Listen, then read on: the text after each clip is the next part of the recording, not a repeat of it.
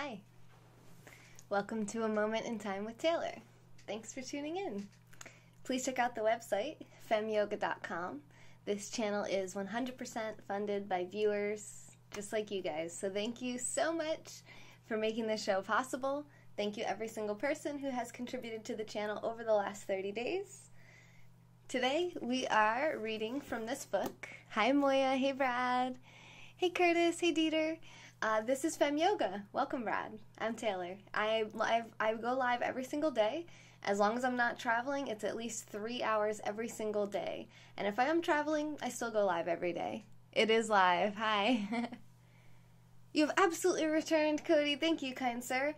Anthony, our heart king, the king of hearts, is in the room. And he's also, I think, is he red? No, he's blue. Thanks, Poopilo. Thanks. Yeah, so Anthony set the heart record last night on Periscope, the most hearts ever tapped in a single broadcast on this channel, ever. Thanks, Brad. So this is called Secrets Self-Made Millionaires Teach Their Kids. It's a book by Steve Siebold. It's a brand new book. It's his most recent book. He's written several books. This is the first of his that I'm reading. I'm going to hold this up for a few seconds in case you want to grab a screenshot.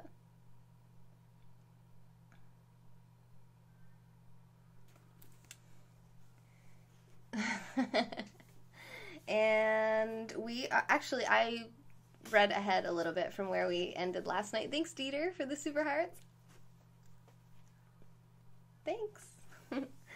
So this is, well, let me give you a quick, we've been reading this together a little bit, so I'll give you just a short, brief background.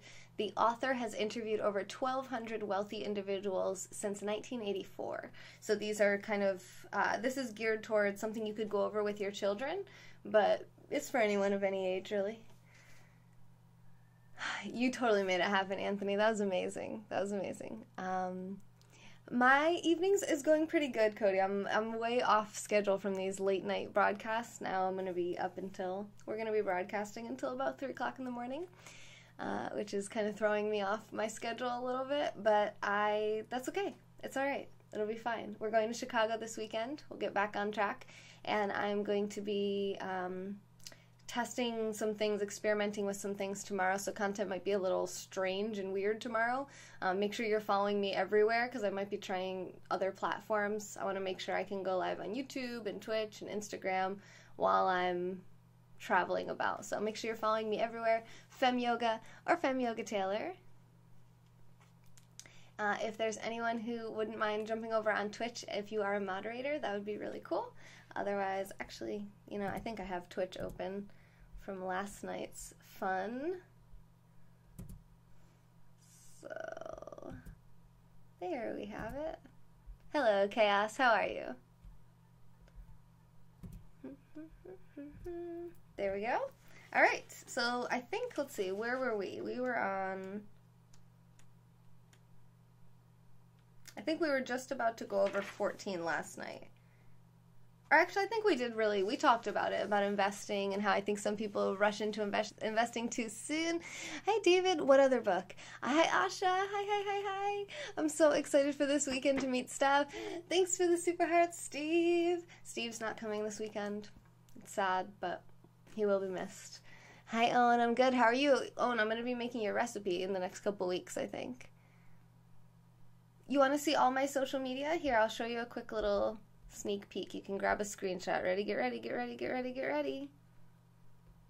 There it is.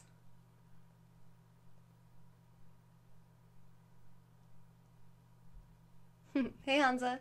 Someone was just asking for my social media. I'm not ending, don't worry.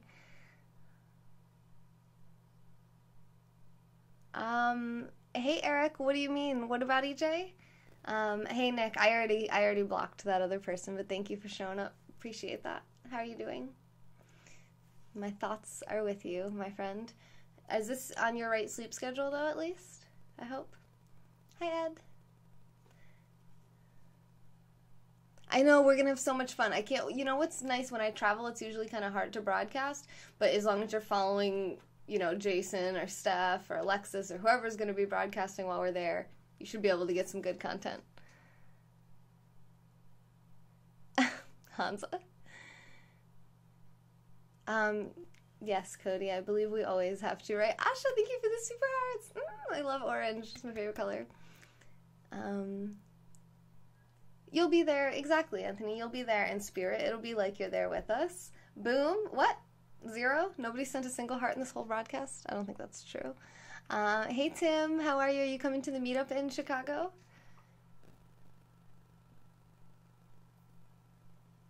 All those secrets. Yeah, I'm going to give away all the secrets. Actually, Steve gave away all the secrets. And I actually like this book, which is rare for me, so I recommend this book. And I'm not even barely into it yet.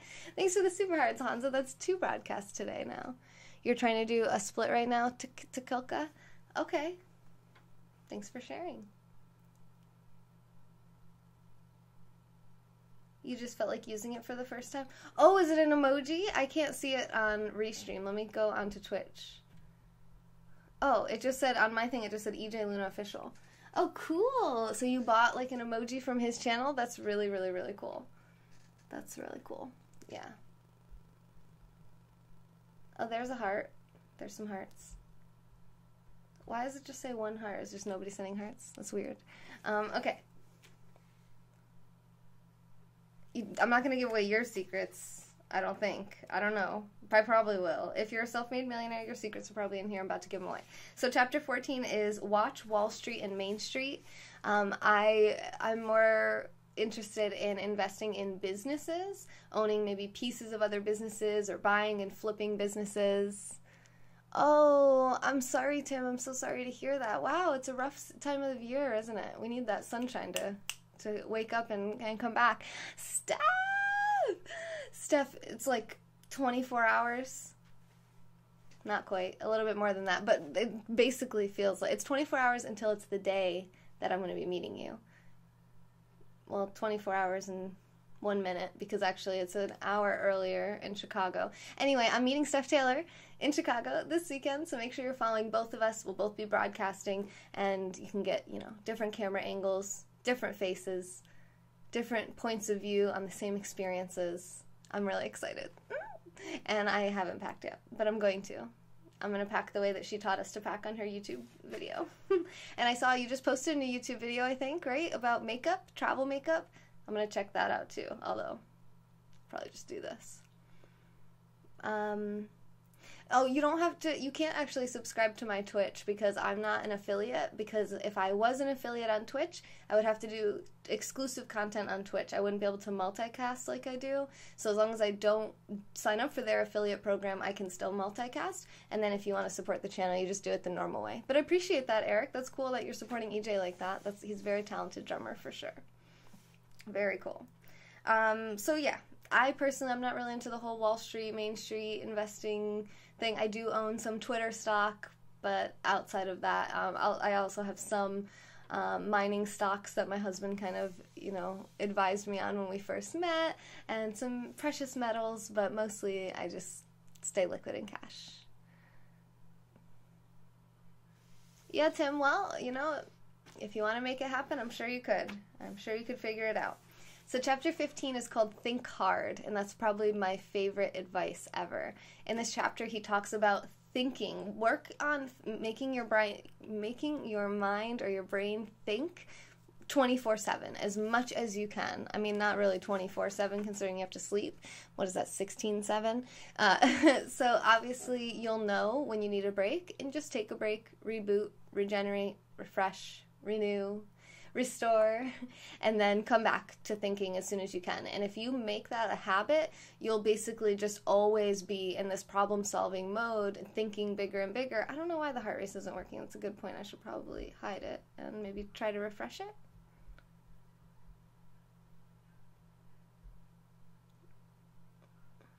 I don't know. You'll know where we are because we'll be broadcasting. Heart race isn't working. It says the same thing. I don't know why. But let's just focus on the book. That's the important part anyway. Thanks for the hearts anyway. And thank you, my lovely bots, for joining us. Yeah, so let me actually read this one because I love this one a lot. The hardest work in the world is thinking. It's also the highest paid work.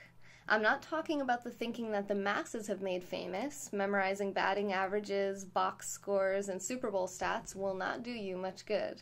Anthony broke it last night by sending 67,000 hearts in a broadcast. So we're just going to blame it on Anthony, that's fine. Thinking of solutions to problems people will pay for, will. Working hard is overrated. If hard work were the answer to getting rich, every cocktail waitress and construction worker would be a millionaire. Think about that, you guys. Hard work is not the key. The masses labor, while the rich leverage. Thinking is a form of leverage, and it's the hardest work you'll ever do. It pays well because so few people are willing to do it, and the ones that do aren't very good. Build the habit of thinking big around solutions in the field you choose. Anyone can think small, but it takes confidence, courage, and even a hint of craziness to dream of solutions that scare most people. Oh my gosh. Hi, Ed. There's a chapter on never sleeping. No, this is called Think Hard. It doesn't, no. It doesn't say never sleep, get out, go to bed. Go to bed. Yes, thinking leverage. It's my favorite leverage, thought leverage. Yes, yep, Eric, the mics went out on Monday, so you should have them hopefully this week, if not next week.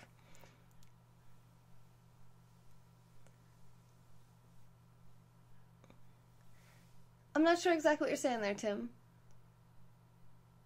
No, we're not going to have like a phone number. You can call us wherever we're at, but you can, just reach out to us on Twitter or Instagram or whatever. We'll be live, so... you'll be able to meet up with us if you really want to make it happen. We've been promoting this for a long time, so if you want to be in Chicago, there's really no reason you shouldn't be able to meet up with us. I'm really excited because I was trying to find this snippet in this book earlier, and I looked through the book like twice, and I totally couldn't find it, and there it is. That's what I was trying to find. I was trying to show my friend Dan on Fleek, who's not here right now, but he was being kind of crazy, and I was like, it's okay because I'm going to read it again. Anyone can think small, but it takes courage, confidence, and even a hint of craziness to dream of solutions that scare most people. The more expertise you develop in your field, the bigger solutions you will discover. This is one of the reasons you want to be a specialist in an area that blends your talents and passions.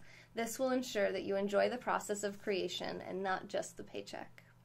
Train yourself, is what I was saying, to keep thinking nonstop as long as you can, and eventually you will develop the habit of perpetual thought. This gives you a significant advantage over your peers, most of which are thinking more about pleasure and entertainment than money and success. If this sounds like all work and no fun, it's not. You'll know when you need a break, and when you do, take it. But once you're rested, get back to thinking solutions and strategies. That is every rich person's primary role. Once your thinking generates a solution, you turn it over to your team for implementation. You don't really believe that Bill Gates writes computer code, do you? Or that Warren Buffett calls in his own stock trades, sorry. Or that Steve Jobs actually built the iPod or iPhone with his own hands? Of course they didn't. What they did was use the power of their minds to create the solutions, and that's how they got rich. Your job is to do the same. Awesome, Tim. Perfect. Am I a millionaire? Nope, not yet. Not yet, but we're actually perfect time to ask that question, because the next chapter here, chapter 16, is called Expect to be Rich. But before I read that one, let me just finish the little... At the end of every chapter in this book, I really love, he has a quote, an action step, a critical thinking question, and a millionaire resource. And the quote of this one is from my favorite author, Ayn Rand. And the quote is, quote, "Wealth is the product of man's capacity to think." And I think that's actually from this book, Atlas Shrugged. I just realized, are we live on YouTube? I'm curious if it's allowing me to go live. I had a little situation with my YouTube channel, so I kind of had to go into like crazy lockdown mode, and hopefully I'm live on there. You're a millionaire, you can't wait to listen to your section. What's your section? What chapter do you claim? You put your life savings into Beanie Babies. Interesting technique. I work midnights, full-time hours. Would it be too much if I got a part-time job working somewhere? What are you asking me? What are you trying to make happen here? Why would you do that? Then the action step is to visit a flotation tank center and float for an hour in a sensory-deprived environment. This will illuminate the power of your mind when distractions are removed. Chapter 15, that's what we just read. Think hard. So we're reading your section right now. Critical thinking question. What are you wasting your creative thought power thinking about? That one hit hard for me when I read that. And then the book that they recommend is called Mindset, The New Psychology of Success by Carol Dweck. And I have put all of the book recommendations in this book on my Goodreads shelves. So you can go to my website, click the Goodreads link, and follow my shelves. Or you can also sign up for my book reviews on there, which is even better because I read a new book every week. So rather than you have to keep up with all of that or check back with my Goodreads all the time, you can just sign up for the book reviews. And I send those out 3 times a year, once every 4 months. It's really, really valuable. It has a summary and a review of every single book that I read in the last 4 months. It's easier to become a millionaire than it is to stay one. Yep, East Coast. I think that's very true. You are very intelligent, Owen. I knew it. Ed thinks the Beanie Babies are a bad investment. Would be good to fill in some hours. Oops, I think I missed your comment there. Let's see. I've been living with my parents, and I'm going to be getting my own place. I'm trying to figure out what would be good to fill in some hours. Fill in some hours. So are you saying that you're just really bored, Tim? You're bored and you're looking for something to do with your free time? Chapter 16 is Expect to be Rich. Okay, Spam Zillar. Almost every self-made I've interviewed over the past 30 plus years has told me he expected to be rich. You'll want to do the same. Tell yourself now that based on the country in which you were born, the family you were born into, and the specific knowledge you have acquired, that you expect to be wealthy. Thank you, Anthony. Anthony signed up for the book reviews within the past 2 days. Much appreciated. The next reviews go out May 16th, 2018. Expect to get rich. Oh, wait. And the family you were born into and the specific knowledge you have acquired that you expect to be wealthy. Expect to get rich in your 20s or 30s. There is no need to wait until you have gray hair to stake your claim. And if you're like me, then you have gray hair, as early as like 16 years old. So you got a twofer there. In order to win, you must expect to win. Starting today, begin telling yourself every day that you expect to be rich. With all the training and resources you have at your disposal, what would stop you from becoming a self-made millionaire? And the book recommendation is called Expect to Win by Monty Holm, the 2nd edition. And I put that on my Goodreads shelf as well. Chapter 17, Family First.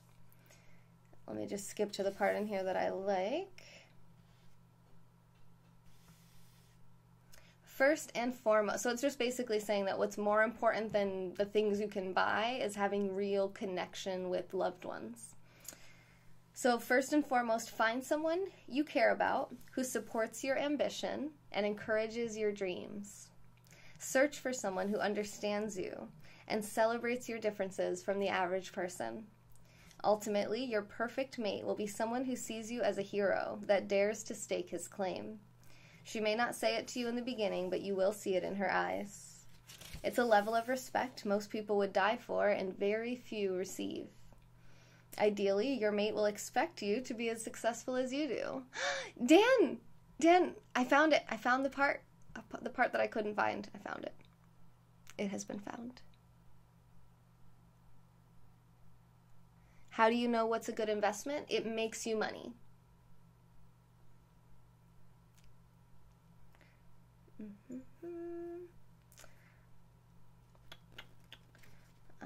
Did you answer my question about why you're trying to get a second job, the part-time job? All right, Dan, I'll read it to you in a second. Let me just finish this thing about finding your mate. So celebrates your differences from, the hero, level of respect, expects you to be successful. Okay. Psychotic dog. Those are called cash cannons, and I shoot those off every time we get 20,000 super hearts on Periscope. We're live on Periscope right now as well. Dan really values investments that cost him money, which are not investments. Those are called expenses or losses. They're just regular old cash cannons, you know, real plain like. The reality is that, like it or not, the person you fall in love with is going to have an enormous influence on you and the way you think. Loving someone makes you emotionally vulnerable, and that's why it's critical to whom you expose yourself. Dan, thank you for the super hearts. He's going for the cash cannons. I see it. I see it in his eyes. Hi, Brian. Brian says commodities. Commodities aren't really a way that you make money. It's a good way to basically preserve your wealth, I would say. Hi, Phil. Did we just hit it? Hang on, I'm blocking a bot. All right, let me finish this and then I'm going to see if we hit it. I feel like we hit it. Look at all the does. Look at the Dan off week. Stream boss. Is that what it's called? Why can't I think straight today? Hi, Contradictions. How are you? How you been?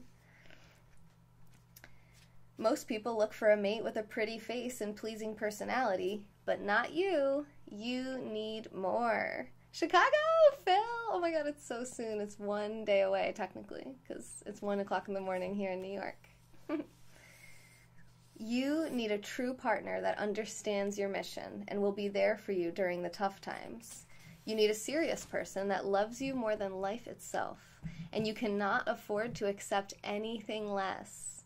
Once you find this person, her needs must be placed above your ambitions. Sometimes this will be tough, but it will be worth it. Thank you for the super hearts, Contradictions.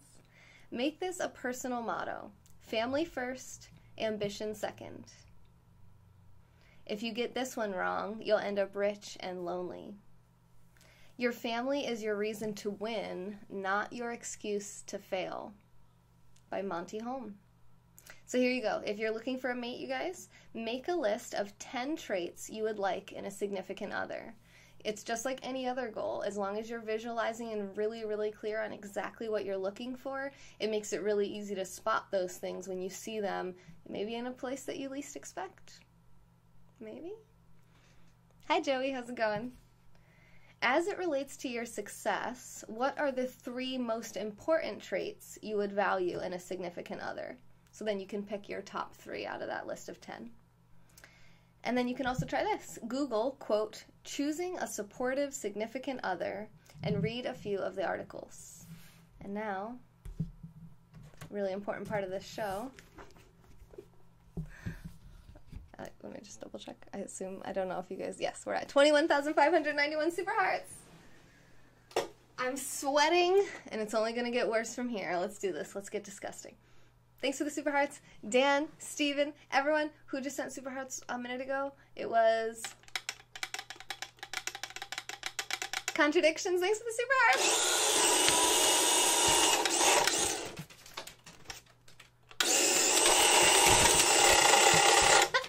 Okay, that was kind of a fail, but at the same time it was awesome. Thank you for the super hearts, Dave.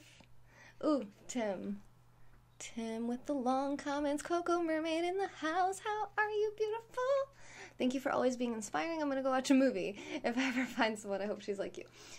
Tim, are you listening to what we're talking about? Do you have any interest in being wealthy? Because remember, most people are thinking about entertainment and pleasure and leisure, relaxation, rather than success and money. So just be aware of what you're choosing in this very moment. Anyway, thank you for the compliment as well. Hey, Coco. Thank you, Dave. I hope you have a good night. Thanks for popping in. Am I from Indiana? Nope, I'm from New York. Are you from Indiana, Aftershock? Thank you for the rose, Jamie. Let's get disgusting. Most people are seeking pleasure and avoiding pain. Yeah, turnips, that's a good point. So there's an interesting metaphor. I've heard it described this way. If you have a group of people, so say you guys were actually physically sitting in front of me right now.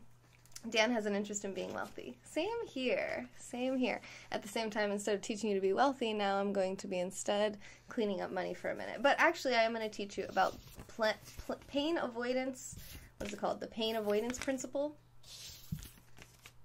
PAP. I told you we were getting disgusting, all right? So we're papping it up. Is Indiana real? Well, I don't think that Montana is real, according to Chaos on Twitch. A small study of the mind can show you that.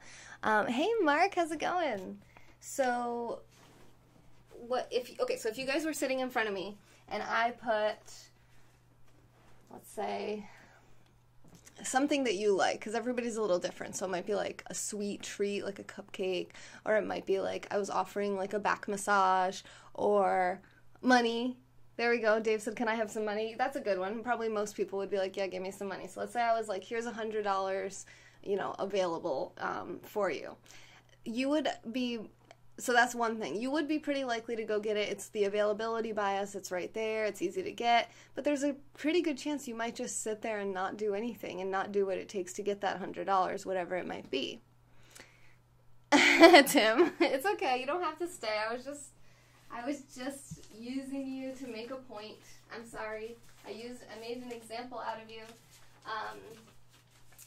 But if wherever you were sitting, if I lit a hot flame under your seat, you would absolutely get up and move.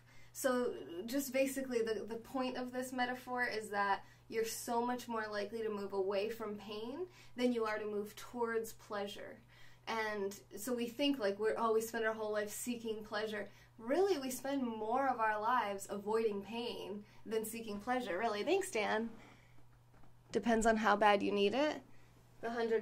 Well, I mean, the point is still that you're definitely gonna avoid having burnt flesh more than you're gonna pursue your desires in life.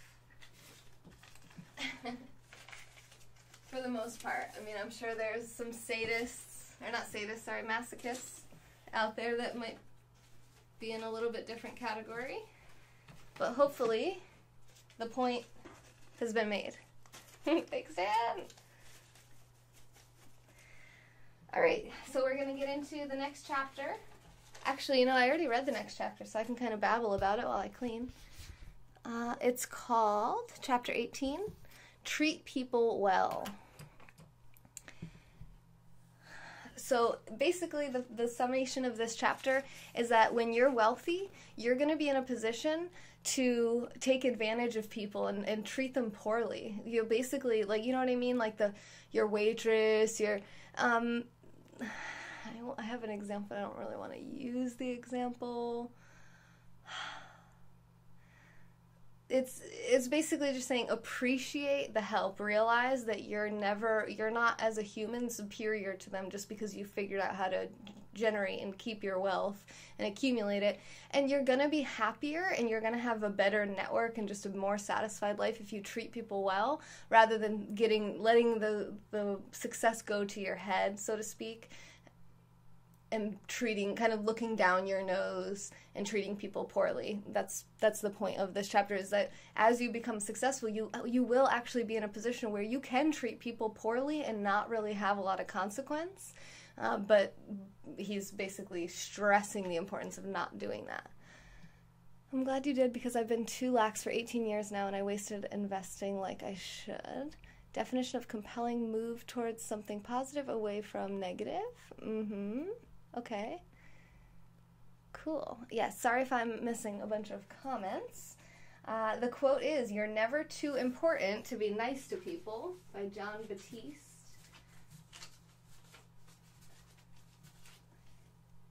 What are we reading? Oh, this is a great book I highly recommend you get.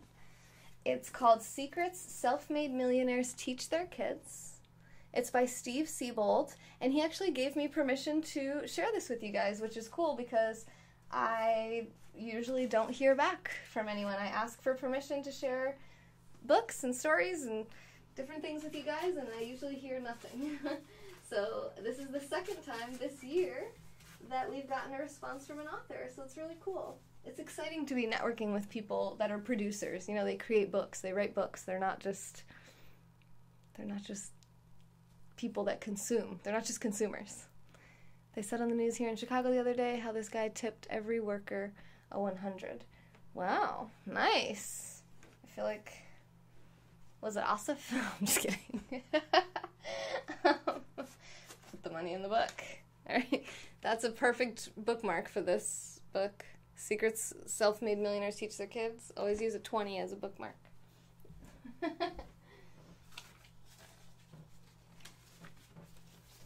Okay. Thanks for the super hearts, guys. Now I'm gonna load up the cash cannons. You're pretty sure you spend all day seeking pleasure? That's not true. You work hard. And you do a lot of stuff that's not enjoyable, like grocery shopping and cooking and cleaning. I don't know if you really, how much cleaning you do, but probably some.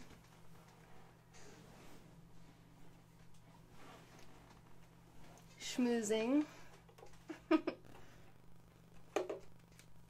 Look into Buddhism. Interesting, turnips. Yeah. So he was talking about seeking pleasure, avoiding pain, and how Buddhists are they try to always maintain a neutral state, a neutral energy, neutral vibes. So whether you're in pain or you're enjoying pleasure, you would have a pretty neutral reaction. You would act the same no matter what.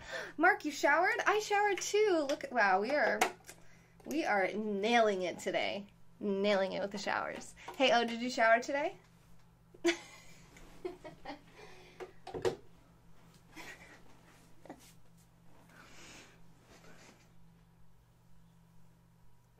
All right. Here we go. Chapter 19. Great way to get people to read more. There you go. Nice, Anthony. Thanks, Bot, for repeating that comment. Dan got a haircut and showered. What? Dan's showing off. Dan not only took a shower, he also got a haircut. Or did he? Wait, Dan, did you take a shower? Be honest. It's a judgment-free zone. Hi, Zach. How's Alaska right now? Is it warmer than it is here? How people who work hard as service workers are overlooked. Interesting. Okay. Remember self-responsibility, though, too, that a lot of times people don't push for higher paying and more valuable jobs. I know plenty of people who could perform a position where it requires a lot more mental power and earns a lot more income, but they still choose to be like a waitress or a bartender for whatever reason. Maybe it's the freedom, the flexibility, the community, the social atmosphere, the low expectations, the low standards to have to meet, the comfort. You know, you don't want to go outside of your comfort zone. I mean, there's a lot of reasons. No more cash cannons for this broadcast? What do you mean, Dan? He felt that too often how people who work hard as service workers... because you're about to go crazy with super hearts right now? Wait. Bringing out the shorts? How many weird comments am I getting right now? I'm reading everything backwards. Go back. Back. You cut your hair too? Dan! You and O haircut jinxed. That's weird. This is weird. I'm feeling weird. I'm feeling a strange sensation. If it's not indigestion, I'm thinking it must be gratitude.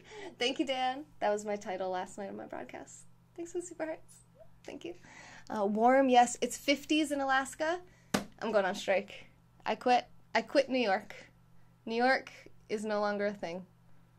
Thank you, Dan. Dan has granted me cash cannon amnesty. Wait, immunity? Amnesty? I don't know. Which basically means that even though I'm going to get more than 20,000 super hearts, we just want to focus on reading this book because it's freaking dope and awesome. And thank you, Ed, for getting us this book. And the cash cannon, we'll definitely shoot him off by the end, but he's giving me some respite so we can work on this. And instead, I'm just reading all of your comments because those are also very interesting to me. Everyone wants a Taylor Money bookmark? Well, you can actually win money on this channel sometimes. We gave away $700 2 weeks ago, the week after I got back from Miami with Dad. That was awesome. And then that weekend, Ed came to visit. It's just like, I've met so many cool people on here. Zach, Z-Money. You really appreciate having someone else clean. That gives you lots of pleasure. Hey, Jason, how's it going? Okay. There's so much that I want to say about all this. So, treating people well. Okay, good. So we're getting caught up here. Chapter 19. Your net worth is not your self-worth. Oh, hey, Kieran. Thanks for all the support last night. That was so fun. I love this late night crowd. So awesome. Your net worth is not your self-worth. So once you become successful, there's a chance that things may or may not change. And if your net worth was to go down at any point, you don't want to think that that means that your self-worth and your value as a person, as a human, has also gone down. So make sure that you have kind of delineated yourself from your work and what you do. Hey, Unique, how's it going? What shampoo do I use? I actually just started using a new shampoo yesterday, and I forget what it's called. It's organic, though. Did I get any souvenirs in Egypt? No, I didn't. I took a piece of pyramid. Should I admit that? I hypothetically might have done that in my mind, but not. I'm not. I would never incriminate myself. My self-worth, yeah. Yay, popcorn! Thank you for the super hearts, Kieran. Why am I sweating? The super hearts are burning it up. We're burning it up. All right. And, and this is kind of an interesting thing, too. They said in America, wealthy people are the closest thing to royalty that we have. So oftentimes they're treated like royalty. 100,000 super hearts, Dan! Thank you so much. Thank you. This is awesome. You guys have to stop with the frickin' late night support. It's going to make me into a, what do you call it, a vampire zombie again. Hey, bots, want to play a game of Shadow? Wait, what's Shadow? Teach me this game. I love games. I don't know that game. Hypothetically. Exactly, Mark. Hypothetically. You're a Royale? Casino Royale? Does that mean we're going to the casino? Let's go. There you go. It worked. AC Weenie totally picked up on what you were putting down with the game of Shadow. If you end this now, I will. If I end, you'll end. Like that movie This Is the End, which was so awesome and hilarious. Give you 100 tomorrow. 100,000 super hearts? Wait, what? I'm confused. Is Dan telling me to stop? Dan, this book is so good. Don't make me stop. I finally got up the energy to broadcast. I just, you know what it was? It was like I didn't want to pack. I didn't want to work. You know, you have days where you're like, I don't feel like working. I worked this morning. I actually woke right up, came right up here and started working, and then was like, I forgot to brush my teeth and shower and, you know, do the normal stuff. That's how you play. Okay, so you try to get them to repeat you. This is good. Royals with cheese regarding Pulp Fiction. I don't think I get the joke, Mark. I'm sorry. I think it went right over my head. Read. When your self-worth goes up, your net worth goes up with it. Well, that's dumb. I don't agree with that. Okay, moving on. Oh, and I didn't finish reading the part up here. Sometimes you win, and other times you lose. The secret is to respond to both winning and losing in the same way. Like Turnips was saying about Buddhism. Okay, Ed. Joseph, give me a moment, because Dan and Ed are going to kill me because they're both telling me to read, and I would love to tell you what I do. Someone want to tell Joseph what I do on Periscope? And then that way I can just read? All right, no, I didn't finish reading this part. When you win, be grateful and recognize that you could have lost. When you lose, be grateful that it wasn't as bad as it could have been and move on with class and confidence. These are strategies the rich use to bounce back, move forward, and maintain their psychological well-being. List 3 things that make you successful and 3 things that make you a good person, and they must be different from one another. So I thought this was a really fun challenge, because this is challenging you to pull yourself and your work apart from each other, so that you have your self-worth and you value the characteristics that make you a good person, that connects you to other humans and keeps you from being a social outcast. And you have the things that make you successful, which are, there can be overlap, but you have to try to come up with 3 separate ones in each category. So I did it earlier. Let's see if I can remember mine. As an example, I want you guys to do it with me. Please comment yours. It is life wisdom. This is awesome. I love this so much. So for things that I was successful, that was easier for me, reasons that I'm successful. I put commitment, you know, the consistency.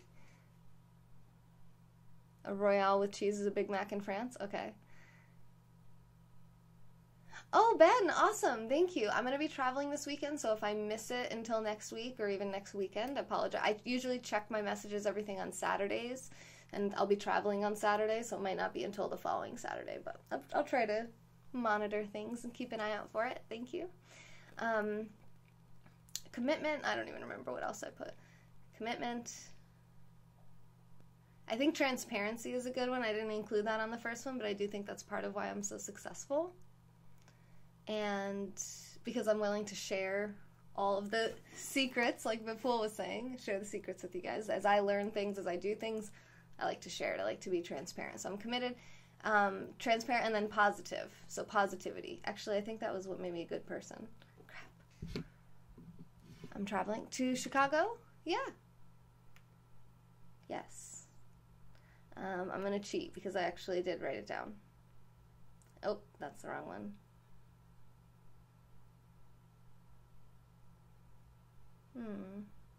It's sad. Hi, Everett.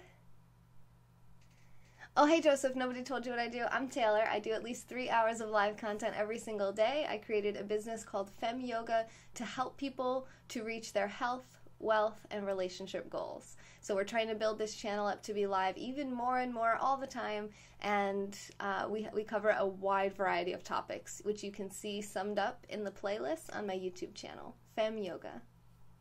You can check out the website too. Okay, scrolling.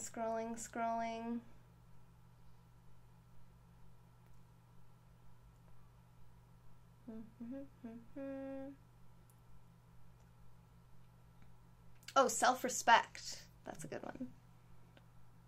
Because no one cares. Dan's like, no one cares what you do. We don't know what you do. We have no clue.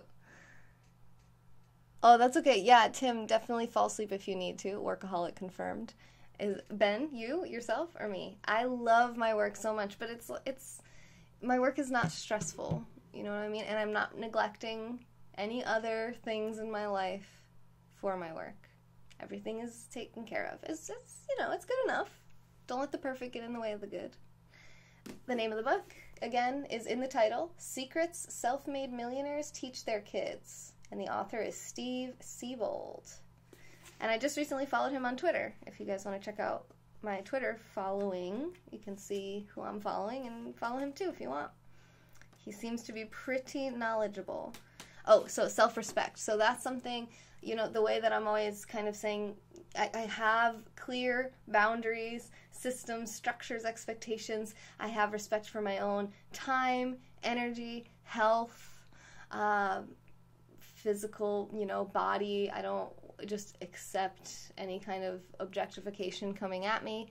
And I think that hopefully sets a good example for a younger audience if they're paying attention, or any audience, and gives females the confidence to be comfortable in their own bodies, especially in their own houses, and to realize that they can run successful businesses on their own, which is, not on their own in the sense that obviously all of the people that support this channel are necessary to make it happen, and all the people that help me in the business that I hire on to pay, and even people who volunteer their time and services to the business.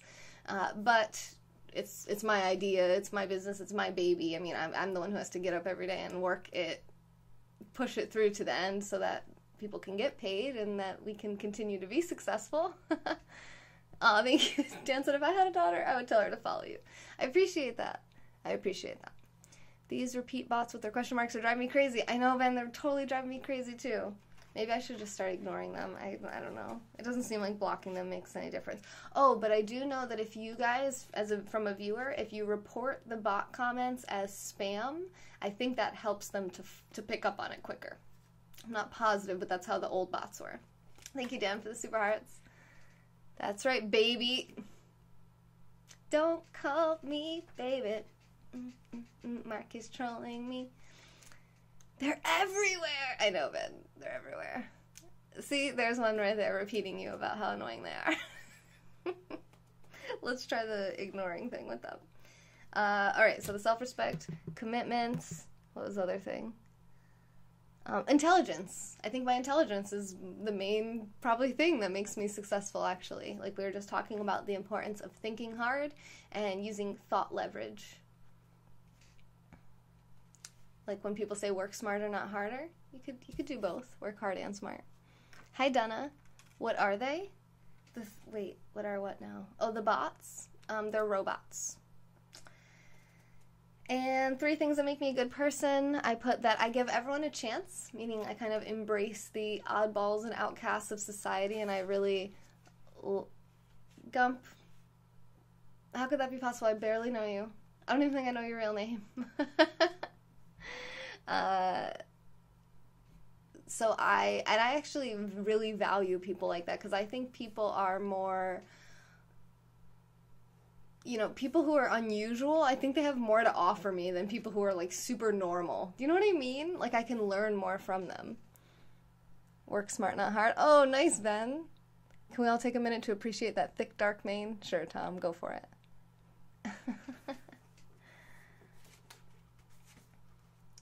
All right. Oh, I didn't say, that was just one.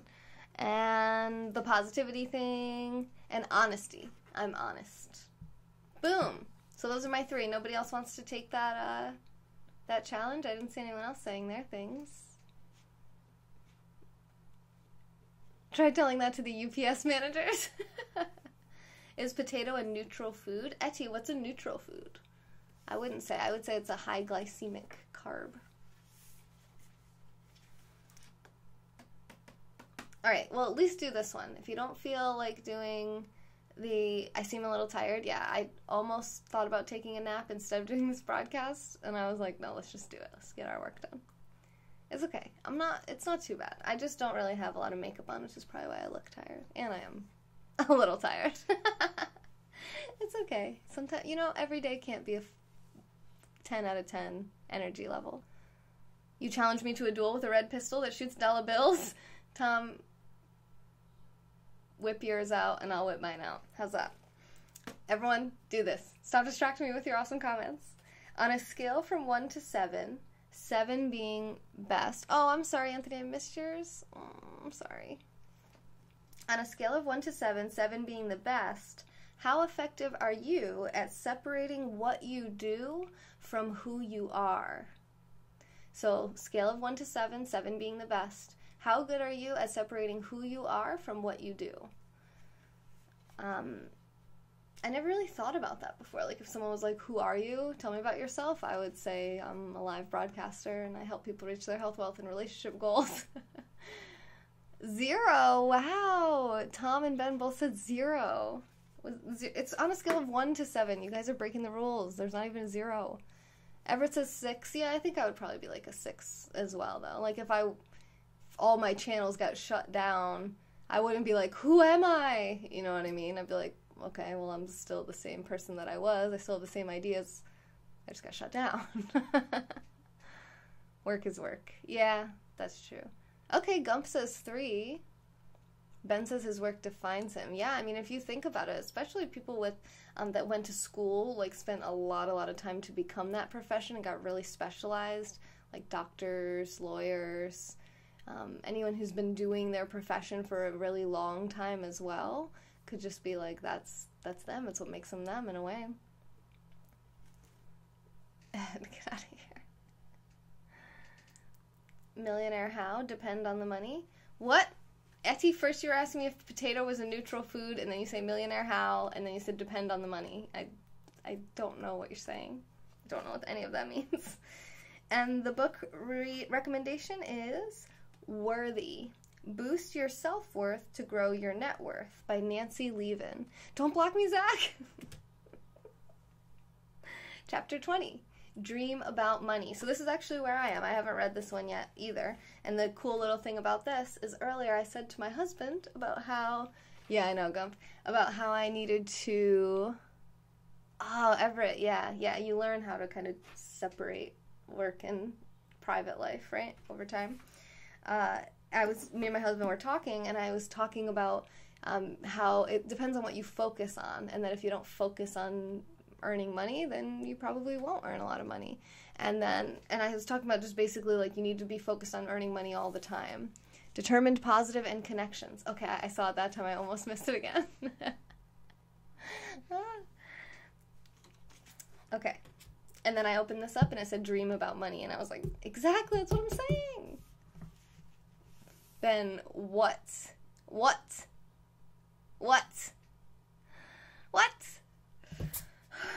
Chapter 20, Dream About Money. Most people think about negatively about money.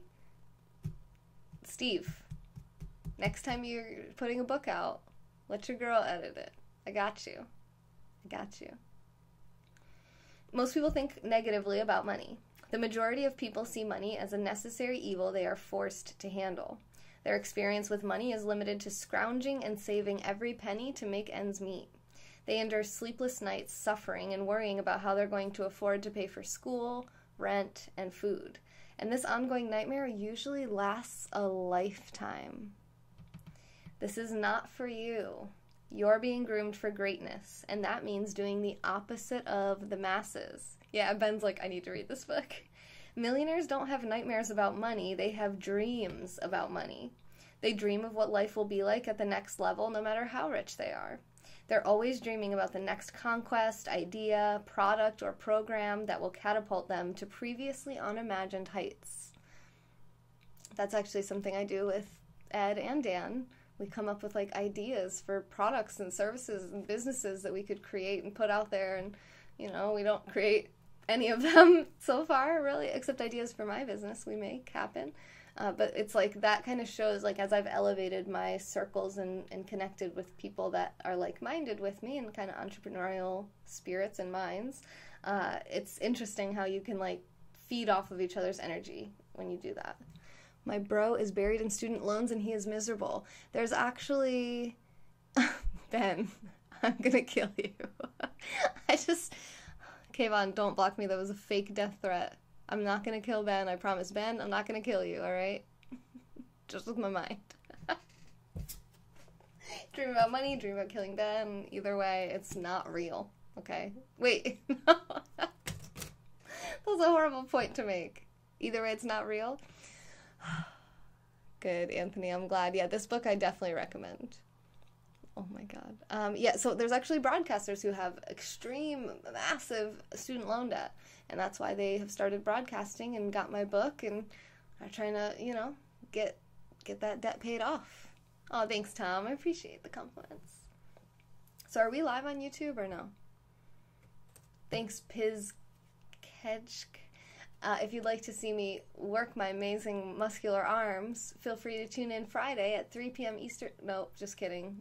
Next Friday at 3 p.m. Eastern Standard Time when me and Ed discuss 67 steps and do push-ups. Every Friday at 3 p.m., but not this Friday because I'll be in Chicago.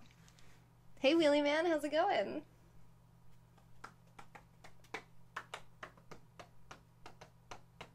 They dream of how it will feel to reach the next peak along the summit, and then they transfer that excitement into their work.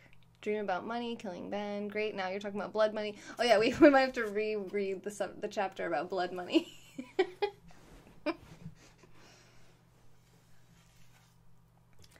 They're excited because they always have something to which to look forward. No.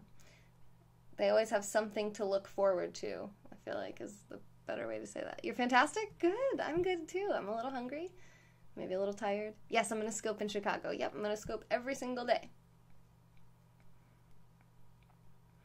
Ed will be live doing push-ups at 3 p.m. this Friday on his channel with Nick for the Naked Show. Ed, why are you awake? You know it's almost 2 a.m.? Go to bed. Sorry, that's probably really loud for you guys. I'm like smacking it all around. As soon as they manifest their current dream, they create another one. The self-made rich never rest on their laurels because they've figured out the secret that the masses don't understand. That success is not about money, recognition, or material rewards. It's about how it makes you feel. Yes, these are cash cannons. I'll shoot them off in a little bit. We're actually going to be ending this broadcast in a little bit. What's wrong, Choi? Why are you upset? There was a comment, and I wanted to respond to it. Real push-ups, Everett said. Yes, real push-ups. Where did I get this from? I got this from Ed. I'm not sleeping when you're awake anymore. Oh, well, you're going to be awake a while because I still have ASMR after this. It's only been about an hour of content. Well, 2 hours now, so I still have to do 1 more hour. You trying to stay up till 3 a.m.? I don't think you are. All right. It's about how it makes you feel to set a goal and accomplish it. It's about the person you become along the path to success rather than the success itself. Dan's just playing with the revolving doors. It's fine. As you achieve goal after goal, even amidst failures along the way, you begin to believe you can do anything, and no house you'll ever own or car you'll ever drive will feel better than that. Success makes you feel 10 feet and bulletproof, and that's a feeling most people never experience. This will be your life as a producer, a winner, and a champion. Money is not the goal. Money has no value. The value comes from the dreams money helps achieve. That's a quote from Robert Kiyosaki. Write down the 3 biggest dreams you have that only money can buy. I know tons of people that want to travel, that have that on their goals list, but they have no financial means in which to do that. So if you really want that, you have to be able to make that happen, right? Hey Phelps, thanks for the super hearts. Is that Michael? Michael Phelps? Yeah, Ben, totally. Actually, Ed was talking about that on last Friday's broadcast. No, you don't need a Pepsi. Stop triggering me. But he was talking about how the house you live in is not an asset, it's an expense. That's how he views it. That's actually how Robert Kiyosaki views it too, and his quote just came up. Are you dreaming randomly, or are you dreaming of the future? Thank you, Phelps. How does one purchase super hearts? Do you see on the bottom of your screen the heart with the dots around it? If you click that button, and then you'll see another button that says get coins, and that's how you do it. Phelps is here. Yeah, on Periscope. Bro Phelps. Oh, he's gone now, I think.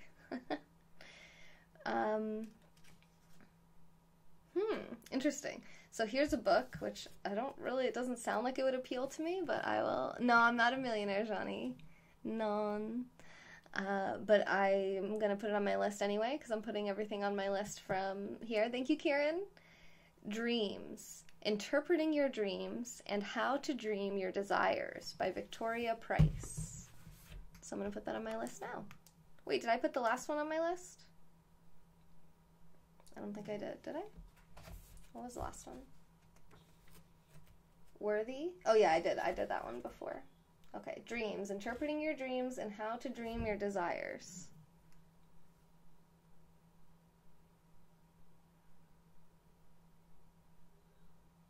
Interpreting Your Dreams and How to Dream Your Lucid Dreaming, Visions, and Dream Interpretation. Not normally something I'd be interested in, but I'm going to be open-minded. I'm going to put it on my want-to-read list on Goodreads. She already is in my book. Your book? What book? What if your parents are rich and you inherit the money? Well, hopefully, if your parents were self-made millionaires, they will teach you these important lessons.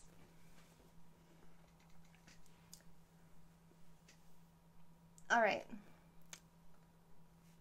How much ASMR do you guys want? Do you want 30 minutes or 60 minutes? Like, do you want me to keep going with this book for another 30 minutes and then come back for 30 minutes of ASMR? Or do you want me to stop now and come back for an hour of ASMR? And we would be starting this book, Confederacy of Dunces by John Kennedy Toole. Have I a secret? Don't be like me, spent all my time pursuing money? What do you mean? What were you doing? 30. Okay. Roughhausen. Book. Schlaftergang says book. They're both books. Ruff says great book. Oh, I'm already a millionaire in your book? Oh, okay.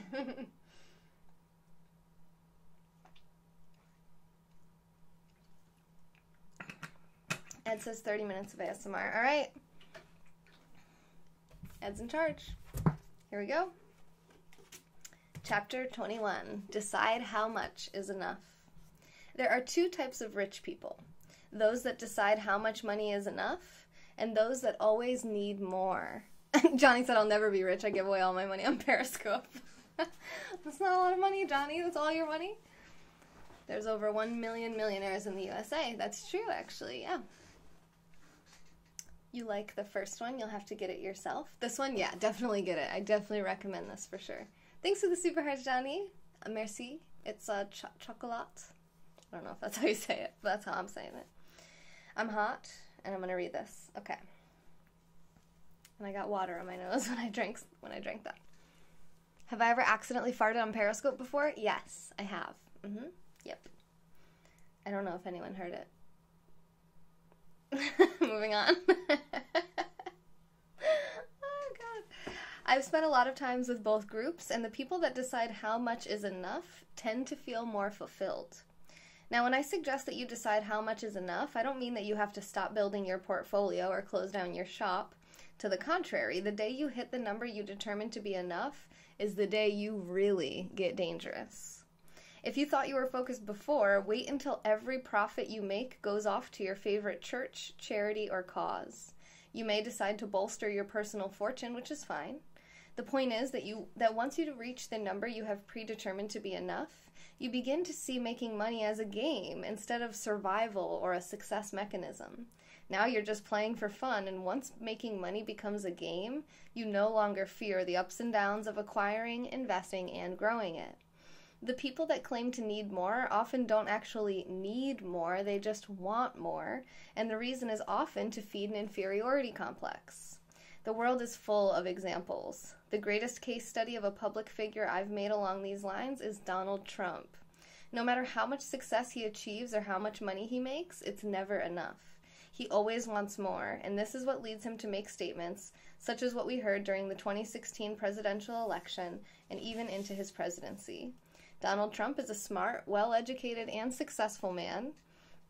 The childish behavior he exhibits and braggadocious statements he makes stem from a deep-rooted inferiority complex he's never transcended. What do you mean, Vine? Until he does, he'll always need more. He'll spend the rest of his life pouring more success and money into a hole that cannot be filled. It's sad but true, and this is why I want you to avoid it. Decide how much is enough, go get it, and then play the game for fun.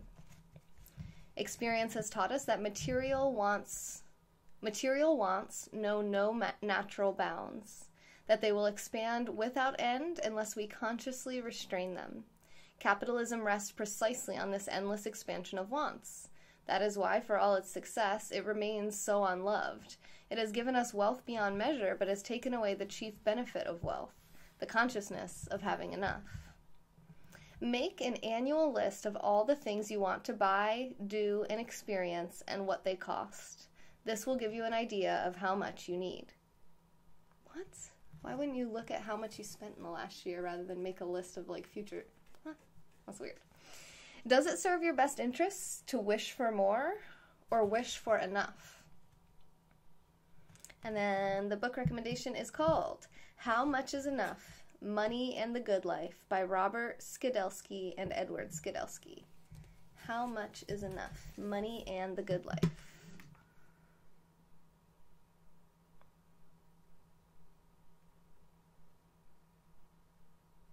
There it is. All right, I'm adding it to my Goodreads shelf right now. Make sure you're signed up for my book reviews on the website, femyoga.com. Thanks, guys. Chapter 22, Decide Who You Want to Be. You're going to be rich. It's only a matter of time. Start thinking about how you're going to represent yourself in the world and whom you want to be. To be rich after a lifetime of effort is one thing, but being young and rich is another. Yes, Ben, we talked about failures early on in this book. You're going to be a role model for your generation, and even older people are going to look up to you. How will you act? How will you speak? Will you play the cocky and cool know-it-all, or the grateful and humble champion? These are decisions you need to make long before you stake your claim and make your fortune. It's your life and it will be your decision, but consider the idea that the world doesn't need another brash young billionaire that acts as if she's smarter and better than everyone else. The world needs role models of self-made young men and women that have as much character as they do money. The world needs successful people who make others feel like they can do the same. That's like when I realized that Kayvon is 30 years old the other day. I'm like, what? He's same age as me? What am I doing with my life? You're going to have a backstage pass to every party, event, and gala money can buy, and the richer you become, the more cameras will be flashing in your face. When these photos show up in the press, What will some impressionable young person glean from them? What will it say about you? Although they hate to admit it, Americans have always worshipped at the altar of success. In a lifetime of traveling the world, I have never experienced a culture so enamored with winning and winners. Maybe that's one of the reasons our nation is so successful. But when you become one of the winners... No, I'm 27. When you become one of the winners and people are putting you on a pedestal, will they be led down the right path or a dead-end street? Will you disappoint them or remain a hero? The world needs fewer ballers and more heroes. You can be a shining star, yet remain modest, hardworking, and down to earth. This is part of your grooming to become a self-made millionaire, but it will be your choice whether or not to implement the lessons you've learned. Abraham Lincoln. Nearly all men can stand adversity, but if you want to test a man's character, give him power. So true. I talk about that all the time. List the 5 character traits you admire most. Yes. Anthony? Sold. Oh. I'm sorry, Dub. Do you need some water? Who inspires you? The boastful braggart or the humble giant? And the book recommendation here is for kids, so I'm going to skip this one, but it's called What Do You Stand For Teens? A Guide to Building Character by Barbara Lewis. Chapter 23, Think for Yourself. You need a 6-pack of beer. The best form of education society has discovered over the years is to expose children to a series of institutions and people of influence to help mold them into successful, self-reliant adults. And for the most part, it works. The truth is the system successfully teaches children how to memorize facts and figures and think as the people and institutions that taught them. The net result of our system, when it works, is a well-adjusted, well-spoken, average-thinking adult. And for most people, that's fine, but not for you. You are being prepared for greatness, and following the system that creates clones is not going to work. Most people you'll encounter in the years of your upbringing will be well-educated, well-intended, yet struggling adults giving you the best they have to offer. Teachers, coaches, clergy, Boy and Girl Scout leaders, parents of your friends, and others will teach you what they know. The problem is, you can't give someone something you don't have. And puke them out on command. The odds are that most of these people won't know the first thing about getting rich, and many will look down on the wealthy. Your training in this area will place you well above most of them, and that's going to make it necessary to ignore much of their advice about winning and wealth. The average person is taught what to think. The millionaire in the making is taught how to think, and that's what separates the classes. Don't be angry with your teachers for not being well versed in the language of success. Even college professors are doing a tough job for a pitiful salary, and most of them put their hearts and souls into it. As a self-made millionaire, you're going to make more money in a week than they make in a year. Yeah, I agree with you, Ben. So be kind and respectful, and take away all the lessons they can teach you, because many will be valuable. But also think for yourself. Gather your own conclusions. Gather all the evidence you can and reach your own conclusions, which may be the polar opposite of your professors. Self-made millionaires usually don't follow the traditional trail. They blaze their own. That doesn't mean the masses are always wrong about life in general, but they are usually wrong about money. That's one of the reasons they struggle to survive in a country where the streets are paved with gold. Think for yourself and decide for yourself. Not as an act of rebellion, but as an act of prudence. Yeah, Dub. Yeah, I don't want to have kids either. Take the risk of thinking for yourself. Much more happiness, truth, beauty, and wisdom will come to you that way. It's a quote from Christopher Hitchens. Write down 3 things you've been taught by adults of influence that you know are self-limiting, self-destructive, or wrong. And this is, again, because it's kind of for kids, but it's still interesting. If most adults are so smart, why aren't they rich? So then the book recommendation here is called Thinking for Yourself. Developing Critical Thinking Skills Through Reading and Writing by Marlis Mayfield. That could be interesting. I like reading and writing. I'll look that one up. Thinking for Yourself. Hi, babe. Hello. Say about a pig. Mm-hmm.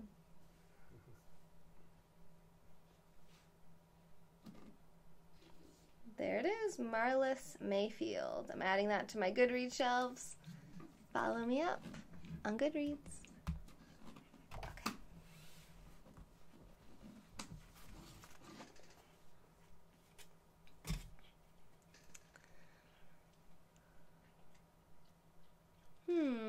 I don't really subscribe to simulation theory myself, Ben, but that's interesting. Chapter 24. Avoid magical thinking. That was good timing for this chapter, I would say. Quote, things always work out for the best. Quote, justice always prevails. Quote, you can do anything you set your mind to. These are all examples of magical thinking, a process in which emotional creatures love to indulge. Magical thinking comforts people during turbulent times, and for the more desperate, it keeps them from jumping off of buildings. Despite these benefits, magical thinking has little grounding in facts. It's simply made up to help people make sense of the random nature of life. This is fine for most people. All the average person's trying to do is survive and avoid pain. The ultimate goal of the masses is to be comfortable, and magical thinking is one way they achieve it. This is not for you. Deluding yourself in fairy tales is not how you achieve world-class success. Or as Dub says, magic is fake, biatches. Hey, Junior! The secret is living your life in objective reality, or as close as you can get to it. This is easier said than done. Life can be brutal, and the world can be a nasty place. But these are the conditions in which you have to operate. Your job is to see the world as it is, not as you wish it were. If magical thinking were rooted in reality, it would be wonderful, but magic doesn't exist. Okay, good night, Junior. Sleep well. Thanks for coming in. The closest thing you're going to get to magic is the transformation of your own consciousness, and fortunately, that's something you can control. As you strike out on your own to get rich, enter your field of choice with clear eyes and see it for what it truly is. Dissect it from top to bottom to determine its potential. Of course, you want to pursue your passion, but if your passion is underwater basket weaving, you're going to have a tough time getting rich. The objective reality in the marketplace shows there is little demand for underwater weavers. The next step is to be objective about your talents and skills. If you're lousy at math, a career in engineering is probably not for you. Never delude yourself into believing you're better at something than you really are. That's what the masses do, and it's a big reason that most of them are broke. Grounding your thinking in objective reality, while avoiding self-delusion and magical thinking, is a skill you develop over time. Start now, and by the time you're ready to take on the world, you'll be a master. Colin Powell said, "A dream doesn't become a reality through magic. It takes sweat, determination, and hard work." List 3 sayings you've heard that you would describe as magical thinking. Why does magical thinking make people happy while keeping them broke? Read Super Sense, Why We Believe in the Unbelievable by Bruce M. Hood. Super Sense, Why We Believe in the Unbelievable. Yeah, really great points in this book, right? We're only like, I don't know, 50 pages in? Not even, wait, no, yeah. Yeah, just about 50 pages in. Super Sense. Why We Believe in the Unbelievable. Boom. Added it to the shelf. Okay, what time are we at here? All right, let's shoot off the cash cannons now. One more time, just to round it out, you know. And then if we have more time, we'll read 1 or 2 more chapters.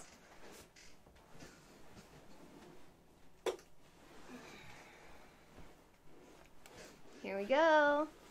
What's this guy do for a living? He's an author and speaker, pretty much. He interviewed over 1,200 different wealthy people since 1984. And what I couldn't find his net worth on the internet, but it does say that he's a self-made multimillionaire, so I don't know. Cash Cannons, you guys might want to turn your volume down.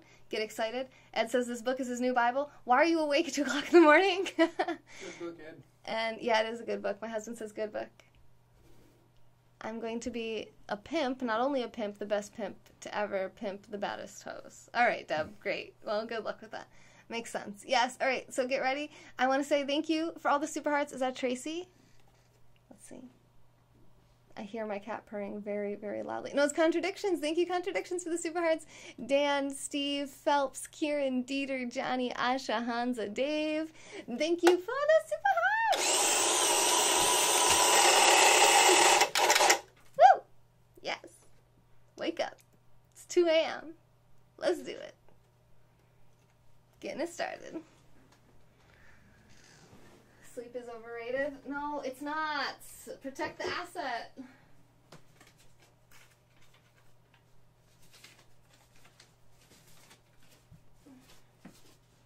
Okay.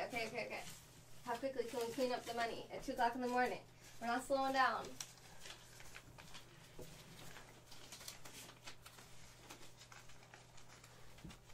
And I did take a nap earlier, so don't think that I'm neglecting my own sleep.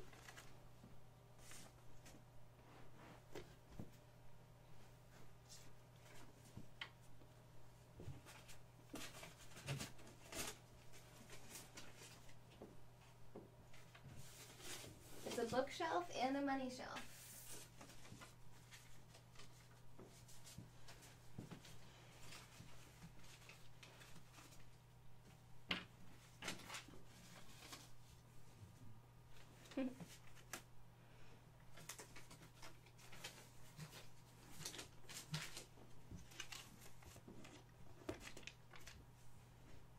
That chair is wealthy, right? Secret self-made millionaire chairs teach their footstools. I don't know what I'm talking about. All right, what do we think? Do we have all the money? Oh, no, definitely not.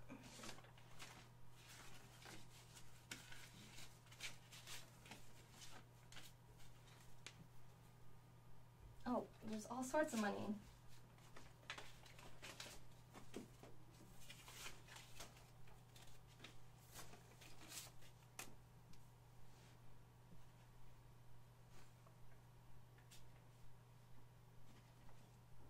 Okay, I think that's it. I think that marks it.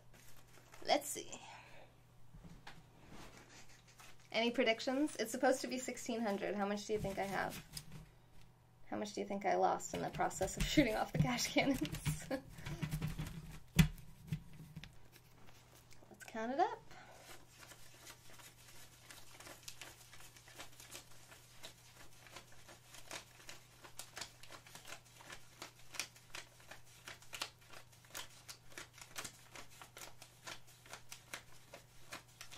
Okay, there's half.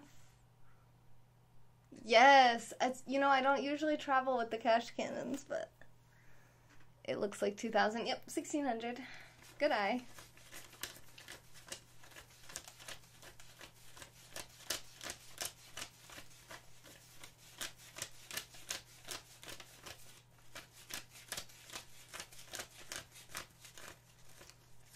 We're $20 short.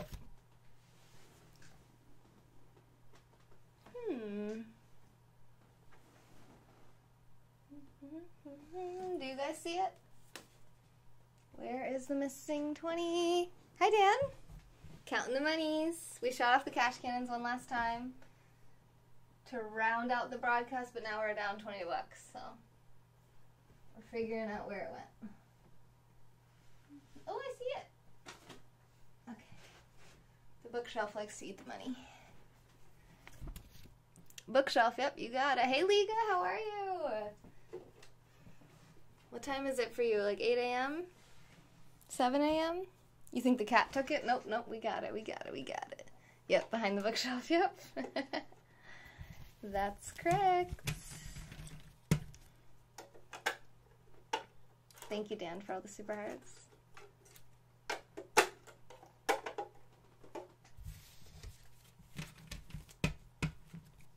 Yes, we do love the cash cannons. Thank you, Dan.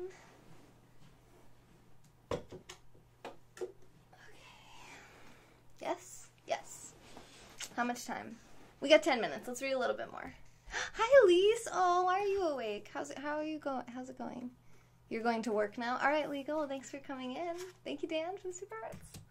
Okay, Make Rich Friends, chapter 26. The masses don't believe that the heart of every self-made millionaire's success is in the way they think. The masses think rich people have gamed the system or that the system itself is rigged.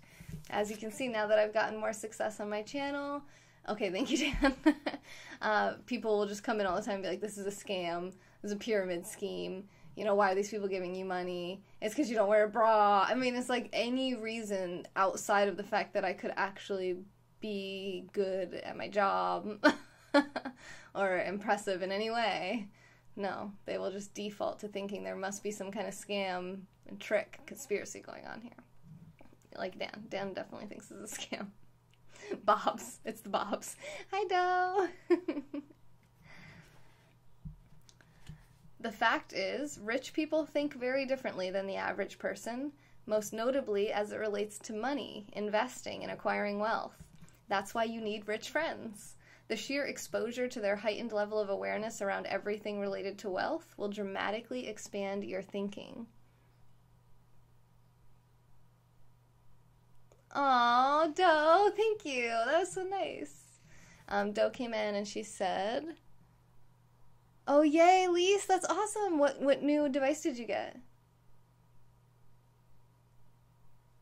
Oh, really, Schlaftergang? Yeah, I like Ty, too, so you don't have to sell me on Ty. I love me some Ty Lopez.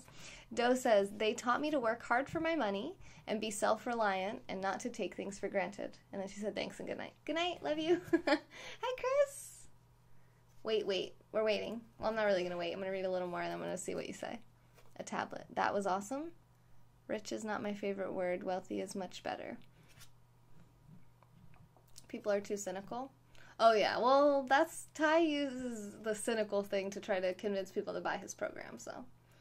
Remember that Ty is selling you on his programs and his channel, you know, just as much as anybody else, so. He's handling objections up front. He's using his own persuasion program on his audience, which is to be expected. There's nothing wrong with that, but it's not necessarily means that people are too cynical. It just means that he's going to say that because it's going to cause you to want to go against that. Like if he's like, most people are so cynical, you're like, well, I'm not most people. I'm not cynical. I totally trust you. Totally. I actually think cynical is good. Maybe skeptical is more effective. Surrounding people, the people around you, definitely. Yeah, they say that you're a combination of the 3 people you spend the most time with. You're a high-maintenance viewer tonight. Oh, Ben, you are not. I'm loving this. I'm not cool with that drive-by. Bring it. Hi, Asif. Are you here to drive by us?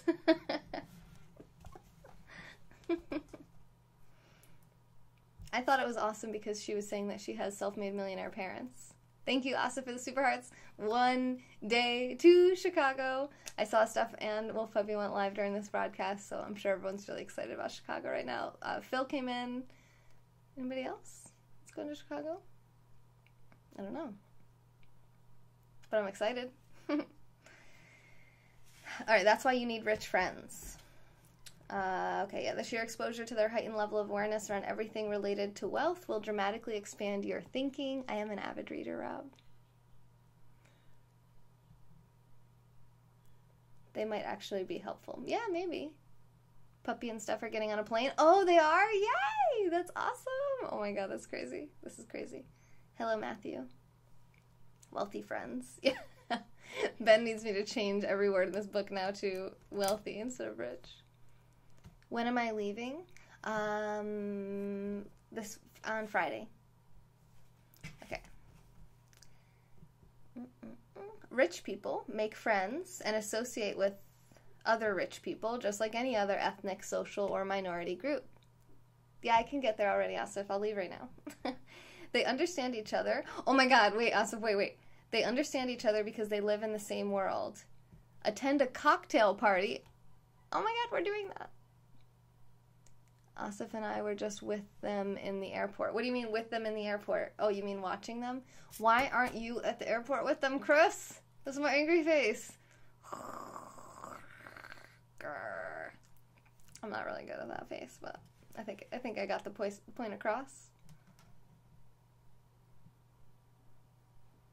Brian, yeah, so you need to elevate your friends' levels for sure, your circles. Because you want to have 33% of your time around people like that. 33% of your time around people that are at your level, and 33% of your time with people above your level. Dan just said he loves cocktail. She keeps yelling bomb at the airport. Oh, are they trying to get kicked out? Perfect. That is perfect. You like the angry face? Oh, I made it just for you. Okay, attend a cocktail party in an average neighborhood, and you'll spend the evening talking about football scores, video games, or the latest movies.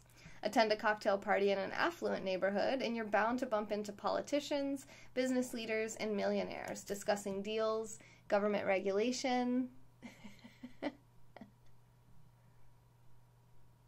Yeah, Ben, yeah, exactly. And financial markets. More deals are done at informal gatherings than in boardrooms. There's a bond that's created between rich people because, like any other minority, they are often unfairly villainized and discriminated against, like Ben just said. As a result, rich people stick together. The most common thing you'll hear at a social event with rich people is, "I might be able to help you." And this comes from people who would normally be next to impossible to reach in any other way. The masses like to say it's not what you know, but who you know. The truth is that it's who knows you and how many of those people are willing to help you. You're supposed to invite business people? Wait, when? What? Huh? Wealthy people do not suffer fools gladly. He said wealthy that time. If you're not a top performer, they will be nice to you, but you'll never do business together. Begin cultivating relationships with rich people as soon as possible. Read their books. Attend their events. I'm looking at you, Dan. Donate to their charities. Move into their neighborhoods. Corporate meetings, yeah. Join their clubs. And whatever else you can do to gain introductions and build relationships. Like I'm getting introduced to Ty. Oh my god, I'm so excited. Breathe, breathe. Zach, don't watch this. You better not watch this. Hi, Steph. How are you? You pity the fool? You'd like a refund? Dan? Dan. Meeting Ty. You can't take me down. You can't knock me down off my high horse right now. Birds flying high. They know how I feel. Thank you for the super heart stuff. You thought Dan was retired? He's an actively full-time employee of Troll Academy. He owns it. Not Troll Academy. What would it be like? Trolls Are Us. Okay. Anyway. The richest people in the world look for and build networks. Everyone else looks for work. That's another Robert Kiyosaki quote. I am going to be meeting Ty. Yeah, I think so. His friend Zach said that he would introduce us. Ty is meeting me as well. Asif, yes. You did buy a ticket? Oh my god, so you're definitely going. I'm meeting Ty. Yes, yes, yes. Trolls Inc. I like Trolls Are Us because it kind of sounds like Toys R Us. Anyway. Interview a self-made millionaire in the next 90 days. Okay. Thank you, Steph. Thank you. That's okay. You don't have to spell his name right now. I'm sure he's used to it. It's like the most auto-corrected name ever. Critical thinking question. People target friends that share their passion for sports, entertainment, and music. Is there anything wrong with befriending people that share your passion for success? Dan, just go. Just get out of here. No refunds and get out. No, I'm not going to rob him after I meet him. What in the hell? Okay. Read, Here's How Rich People Choose Their Friends, published by Business Insider. Available at businessinsider.com/richpeoplechooseFriends 2014-12. So apparently that's an article. You want to read it together? Oh, wait, we can't. We have to do ASMR. It's going to be a really short ASMR. It's okay. We'll just make it short. Let's see. Let's see how short the article is. Go over here. Do I need to make anyone moderators anywhere on Twitch or... Oh, I got to make Eric. I got to make you a moderator on here. Okay, I made you moderator on Twitch. What a great impression that would make. What? Did you stop trying to block Vegan Dough? She's our top contributor for the last 30 days. Can't block her. Oh, Lord, help us. Asif, this weekend's gonna be so frickin' fun. I can't even. So am I live? No, I'm not live. I don't know why. Why are we not live? What's it saying?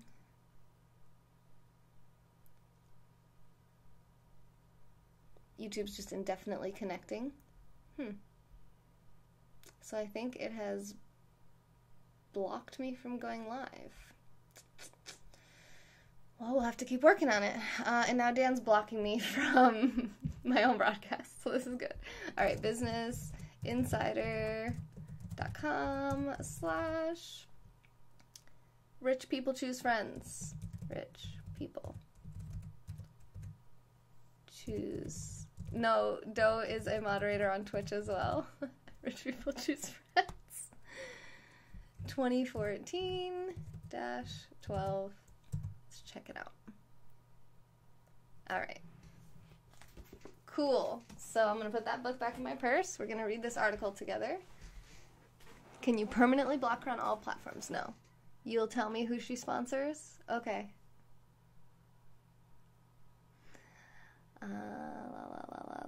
It's time to start looking for some new friends.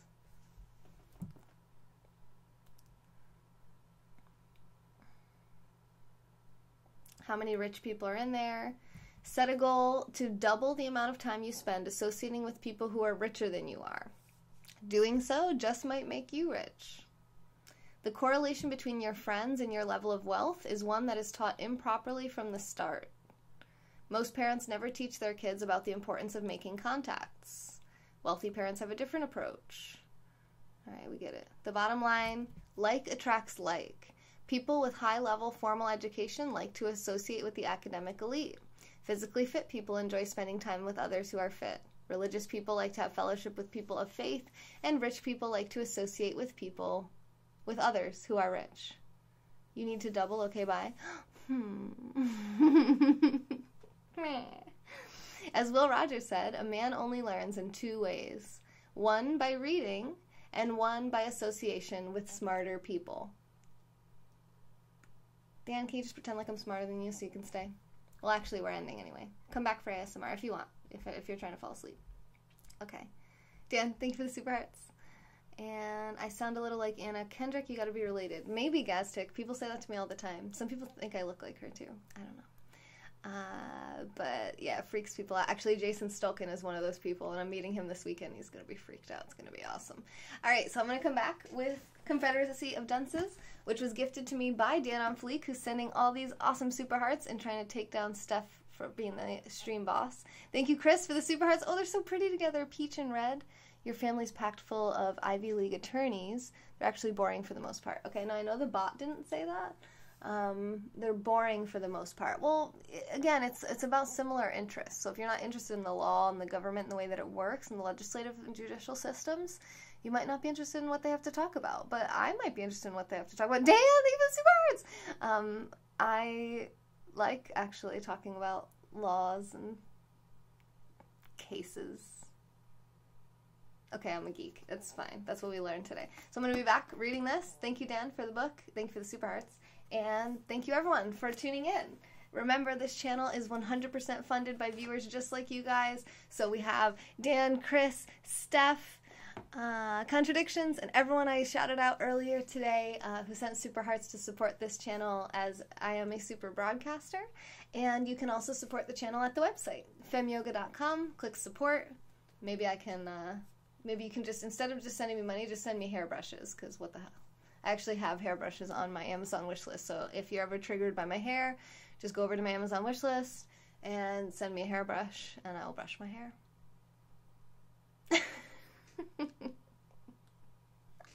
I'll be back in a little while to whisper read you guys to sleep. Confederacy of Dunces. I hope you enjoyed reading Secrets Self-Made Millionaires Teach Their Kids by Steve Siebold. I had a lot of fun with you guys. Sorry for it being so late, but I know some of you are night owls and you like this, so it's good times. Dan, do not troll me with a hairbrush gift. This has been A Moment in Time with Taylor. I'll be back in just a few minutes. It's okay, I'll be back, Terry. What? That didn't happen. I'm like sitting here thinking something's over my face and nothing's happening. This? Yay! Bye! Chicago is coming! Yes! Thank you, Ben. Good night, sweet dreams. If you guys have any trouble sleeping, feel free to come back for the whisper reading.